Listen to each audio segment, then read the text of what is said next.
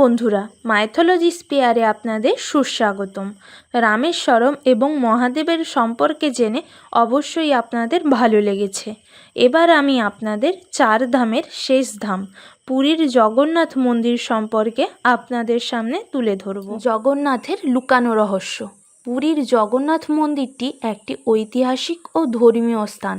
এই মন্দিরটি ভগবান বিষ্ণুর একটি রূপ ভগবান জগন্নাথ নামে পরিচিত। এটি ভারতের পূর্ব উপকূলে অবস্থিত ওড়িশা রাজ্যের পুরীতে অবস্থিত। এই পবিত্র মন্দিরের প্রধান দেবতারা হলেন ভগবান জগন্নাথ, তাঁর ভাই ভগবান বলভদ্র এবং তাঁর বোন দেবী সুভদ্রা। জগন্নাথ শব্দের অর্থ জগৎ বা বিশ্বব্রহ্মাণ্ডের প্রভু। প্রচলিত কাহিনী অনুসারে একসময় দ্বারকার ধ্বংসের পর কৃষ্ণের দেহাবশেষ ভেসে যায় সমুদ্রে। সেই অস্থি পরে ভেসে এসে পুরীর উপকূলে পৌঁছায়। দ্বাপর যুগের শেষের দিকে জগন্নাথের মূল মূর্তিটি সমুদ্র তীরের কাছে একটি বটবৃক্ষের কাছে ইন্দ্রনীলমণি বা নীলরত্ন রূপে আবির্ভূত হয়েছিল। এটি এতটাই উজ্জ্বল ছিল যে তাৎক্ষণিক মোক্ষ প্রদান করতে পারত। তাই ধর্মদেবতা অর্থাৎ যম এটিকে মাটিতে লুকিয়ে রাখতে চেয়েছিলেন এবং সফলও হয়েছিলেন। অবন্তীর রাজা ইন্দ্রদ্যুম্ন সেই রহস্যময় মূর্তিটি খুঁজে পাওয়ার জন্য কঠোর তপস্যা করেছিলেন। রাজা ইন্দ্রদ্যুম্ন ছিলেন ভগবান রামের ভাগ্নে।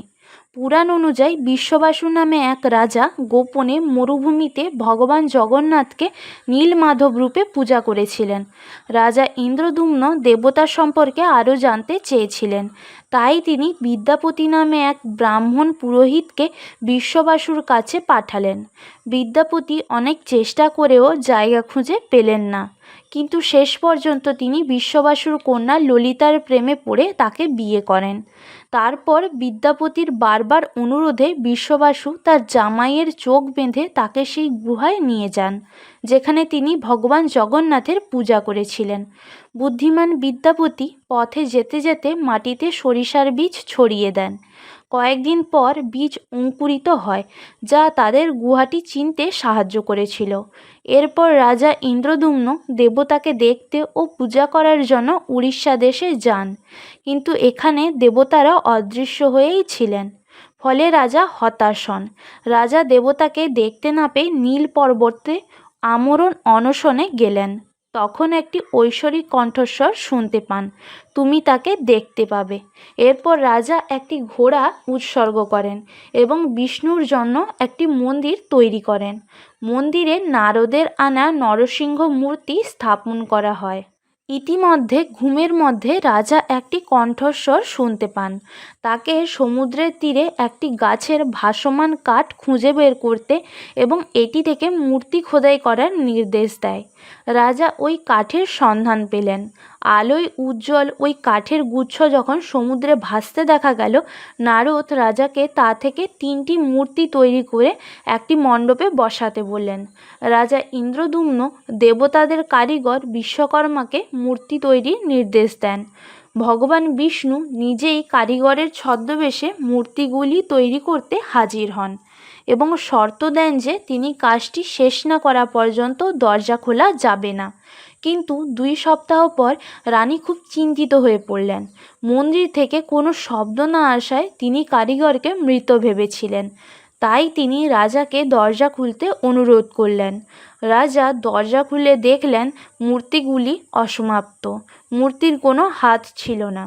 কাজে বাধাদানের জন্য রাজা অনুতাপ করতে থাকেন। নারদ তখন রাজাকে সান্ত্বনা দিয়ে বলেন, এই অর্ধসমাপ্ত মূর্তি পরমেশ্বরের এক স্বীকৃত রূপ। লোককাহিনী অনুসারে জগন্নাথ নামে পরিচিত হওয়ার আগে ভগবানকে পুরুষোত্তম হিসেবে পূজা করা হতো, যিনি বিশ্বের স্রষ্টা, রক্ষক এবং ধ্বংসকারী। জগন্নাথ, সুভদ্রা এবং বলভদ্র হলেন মন্দিরে পূজা করা 3 জন দেবতা। মন্দিরের ভেতরের গর্ভগৃহে পবিত্র নিমকাঠ দিয়ে খোদাই করা দেবতাদের মূর্তি রয়েছে, যারা রত্ন দ্বারা সজ্জিত বেদিতে বসে আছেন। সুদর্শন চক্র, মদন মোহন, শ্রীদেবী এবং বিশ্বধাত্রী মূর্তিগুলির সাথে, দেবতাদের ঋতু অনুসারে বিভিন্ন পোশাক এবং রত্ন দিয়ে সজ্জিত করা হয়। আদি শঙ্করাচার্য এখানে তাঁর গোবর্ধন মঠ প্রতিষ্ঠা করেছিলেন। গুরু নানক তাঁর শিষ্য বাল এবং মর্দনকে নিয়ে এই স্থানটি পরিদর্শন করেছিলেন। গৌড়ীয় বৈষ্ণব ধর্মের চৈতন্য মহাপ্রভু 24 বছর ধরে এখানে ছিলেন এবং প্রচার করেছিলেন যে হরে কৃষ্ণ মন্ত্র জপের মাধ্যমে ঈশ্বরের প্রেম ছড়িয়ে দেওয়া যেতে পারে। ইতিহাসে বলা হয়েছে যে প্রভু জগন্নাথ ছিলেন একজন আদিবাসী দেবতা, যাকে ভিল ও শবর জাতির লোকেরা নারায়ণের প্রতীক হিসেবে পূজা করত। কিংবদন্তি অনুসারে তিনি নীলমাধব, নীল পাথরের তৈরি নারায়ণের মূর্তি, এবং আদিবাসীরা তাকে পূজা করত। মন্দির চত্বরের মধ্যে প্রায় 30টি ছোট মন্দির এবং মঠ রয়েছে, যেখানে নিয়মিতভাবে পূজা করা হয়। কল্পবট বটবৃক্ষের কাছে গণেশ মন্দির, বিমলা মন্দির, নীলমাধব মন্দির, গোপাল বল্লভ মন্দির এবং লক্ষ্মী মন্দির রয়েছে। বিমলা মন্দির শক্তিপীঠগুলির মধ্যে অন্যতম। এটি মন্দির প্রাঙ্গণে রোহিণী কুণ্ডের কাছে অবস্থিত। যতক্ষণ না জগন্নাথকে নিবেদিত খাবার দেবী বিমলাকে নিবেদন করা হয়, ততক্ষণ পর্যন্ত এটি মহাপ্রসাদ হিসেবে বিবেচিত হয় না। রান্নাঘর। মন্দিরের রান্নাঘরটি বিশ্বের দ্বিতীয় বৃহত্তম।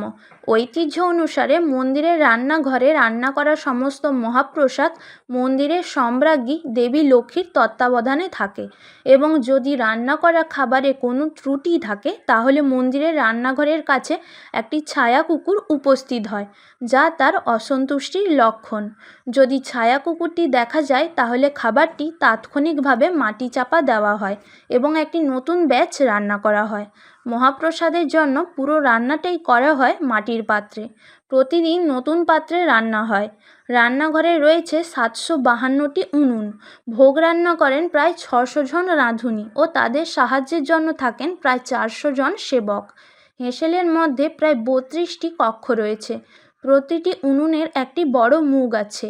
তার চারপাশে আরও বেশ কয়েকটি ছোট ছোট মুখ থাকে। উনুনের মুখে সবচেয়ে বড় মাটির হাঁড়িতে অন্ন বসানো হয়। তার উপরে 7টা থেকে 9টা পর্যন্ত ক্রমশ ছোট হতে থাকা হাঁড়িতে নানা ধরনের তরকারি, পায়েস রান্না করা হয়। একেবারে নিচের পাত্র থেকে ওঠা বাষ্পের ভাপে রান্না হয় উপরের পাত্রগুলিতে থাকা শাকসবজি, অন্ন এবং মিষ্টান্ন। রান্নার সময় অন্ন কিংবা শাকসবজিতে কোনোভাবেই হাত দেওয়া হয় না। জগন্নাথ, বলরাম আর সুভদ্রার জন্য রোজ 56টি পদ রান্না করা হয়। পাক্কা এবং শুক্কা এই 2 ধরনের পদ দেওয়া হয়। পাক্কা অর্থাৎ সেদ্ধ জাতীয় খাবার, যেমন ডাল, চাল, খিচুড়ি এবং সব ধরনের সবজি। শুক্কা বলা হয় গজা, মিষ্টি আর বিভিন্ন ধরনের পিঠেকে। সকাল থেকে রাত পর্যন্ত মোট 6 বার ভোগ দেওয়া হয় জগন্নাথ দেবকে।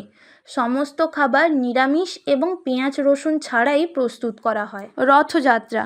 আষাঢ় মাসের শুক্ল দ্বিতীয়ায় বলরাম ও বোন সুভদ্রার সঙ্গে মাসির বাড়ি যান জগন্নাথ।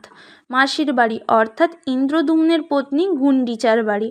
সেখান থেকে আবার 7 দিন পর মন্দিরে ফিরে আসেন জগন্নাথ দেব। প্রতি বছর জ্যৈষ্ঠ পূর্ণিমায় পবিত্র স্নান যাত্রার পর জগন্নাথ, বলভদ্র এবং সুভদ্রা আর সুদর্শন চক্র অনাবসার ঘর নামে একটি গোপন বেদিতে যান, যেখানে তারা পরবর্তী কৃষ্ণপক্ষের জন্য অবস্থান করেন।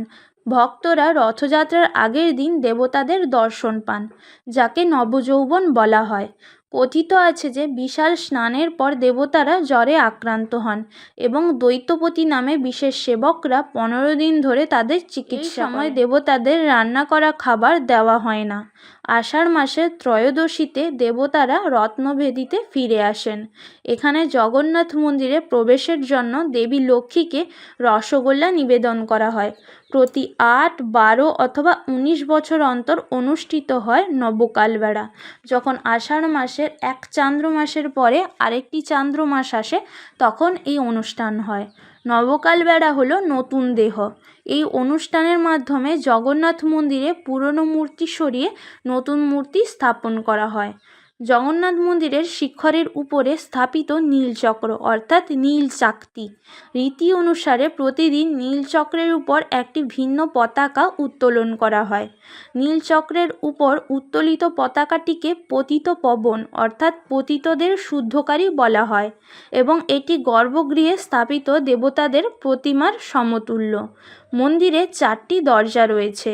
প্রধান প্রবেশদ্বারকে বলা হয় সিংহদ্বার, উত্তরে হাতির দ্বার, দক্ষিণে ব্যাঘ্রদ্বার এবং পশ্চিমে অশ্বদ্বার বা ঘোড়ার দ্বার। লোককথা অনুসারে মূর্তিগুলির ভেতরে আজও কৃষ্ণের হারিয়ে যাওয়া অস্থি লুকিয়ে আছে। প্রতি 12 বছর অন্তর যখন মূর্তিগুলি বদলানো হয় তখন পুরোহিতরা অস্থিটি এক বিশেষ পদ্ধতিতে স্থানান্তর করেন। তবে এই প্রক্রিয়াটি অত্যন্ত গোপন এবং কেউ তা দেখার অনুমতি পায় না। বলা হয় এই ঘটনার সময় যদি কেউ মূর্তিগুলোর ভেতরের রহস্য জানার চেষ্টা করে সে অমঙ্গলের শিকার হয়। আশা করি আপনাদের 4 ধাম অর্থাৎ 4টি তীর্থস্থানের সম্পর্কে জেনে ভালো লেগেছে। ভালো লেগে থাকলে মাইথোলজি স্পেয়ারকে অবশ্যই লাইক এবং সাবস্ক্রাইব করবেন। আপনারা যদি আরও কোনো পৌরাণিক কাহিনী শুনতে চান নিচে কমেন্ট করুন। আবারও নতুন কাহিনী ও নতুন পর্ব নিয়ে ফিরে আসছি। নমস্কার, ভালো থাকুন এবং সবাইকে ভালো রাখুন।